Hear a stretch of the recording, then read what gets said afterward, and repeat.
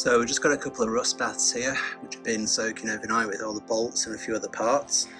What I do is I take the parts out and then empty the rust solution through some coffee filters. I use these Harris ones, there's 40 in a pack. So yeah, it's pretty good.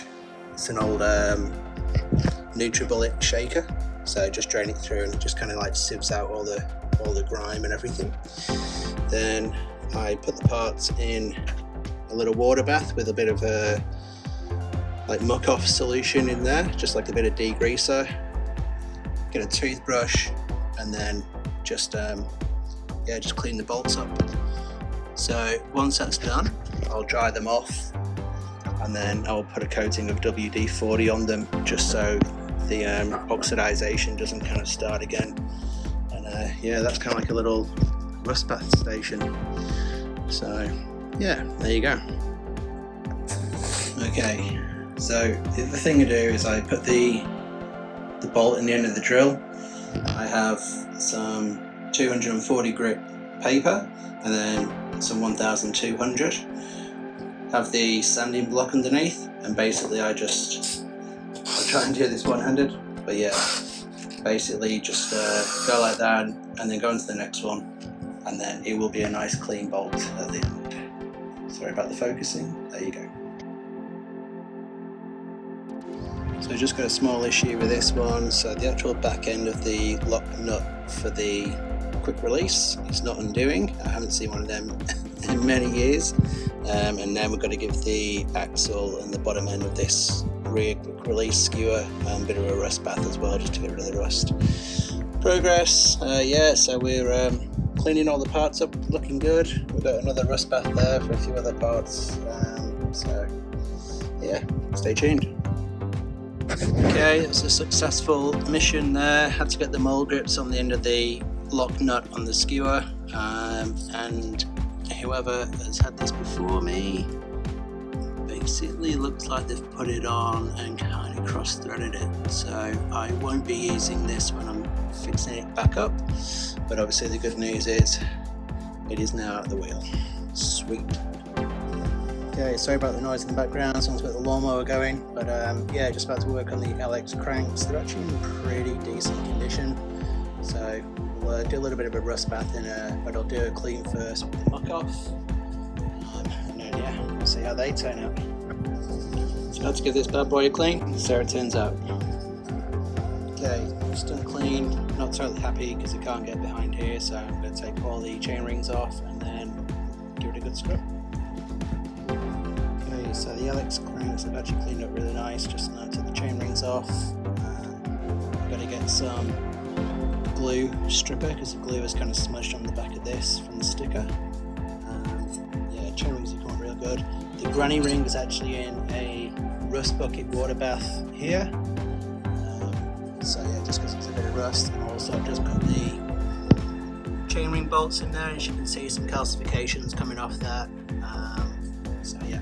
I'm just going to do a 1200 grit wet sand on here, only very, very lightly, just to see how more polished I can get the LX cranks.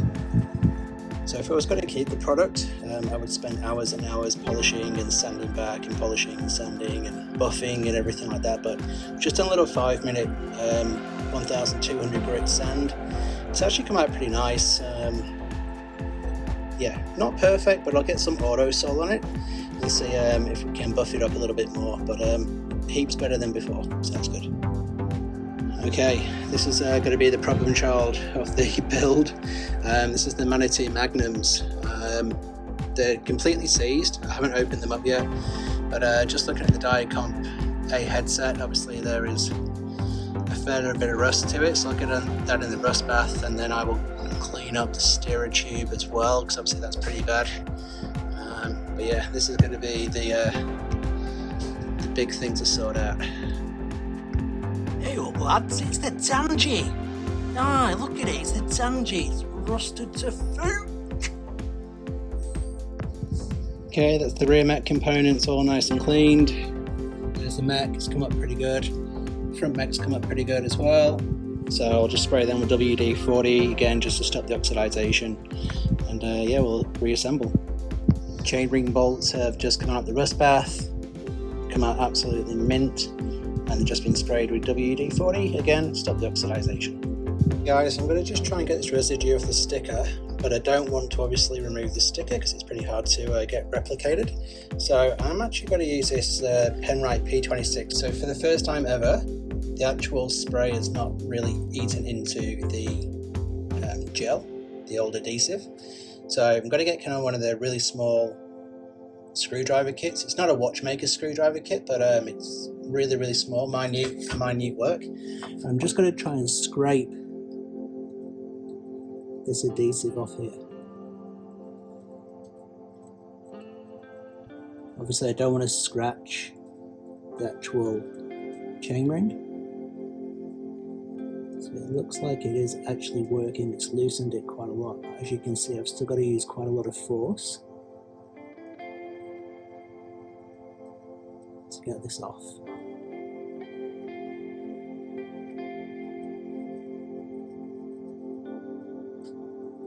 Now I'm going into the sticker there, so let's try and go over the sticker.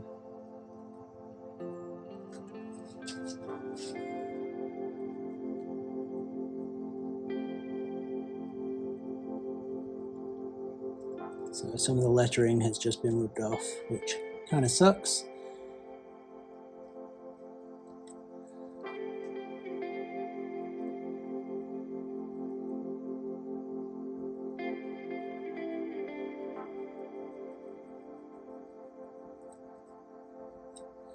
Now this is the way to go. So I'll get back to you once I spend a bit more detailed minutes on this, and I'll show you the results.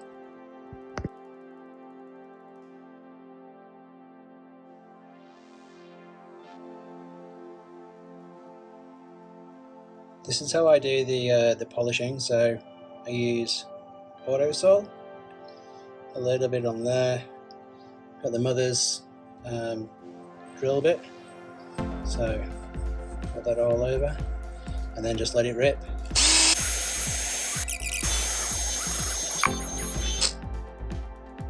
Okay, so as you can see, got a nice polish on there. Next bit, what I'll do is I'll change the attachment, I'll put the buffer on, and then I'll go over it with a cloth and we'll see what we do.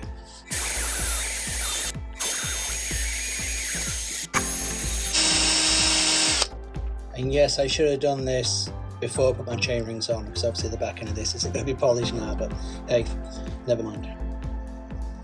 Okay, so now we've got the buffer on, let's give it a go.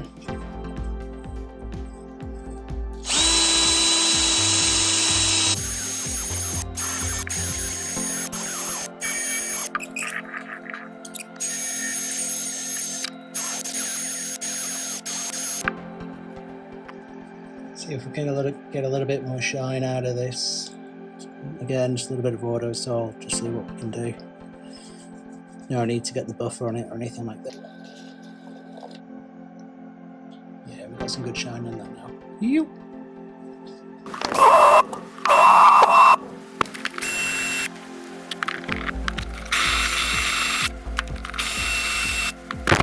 Okay guys, so a little bit of a progress report on here. So we've cleaned the internals out. Obviously we've got the new elastomers which we've got to install. I've just sanded back and filed back a little bit of chipped lower fork leg bracket there. So we've got the auto sol on it as well, so we've got a nice polish to it. Just about to start on this top bit here and you know, give this a right good old clean and then get the fork brace back on and then we're good to go.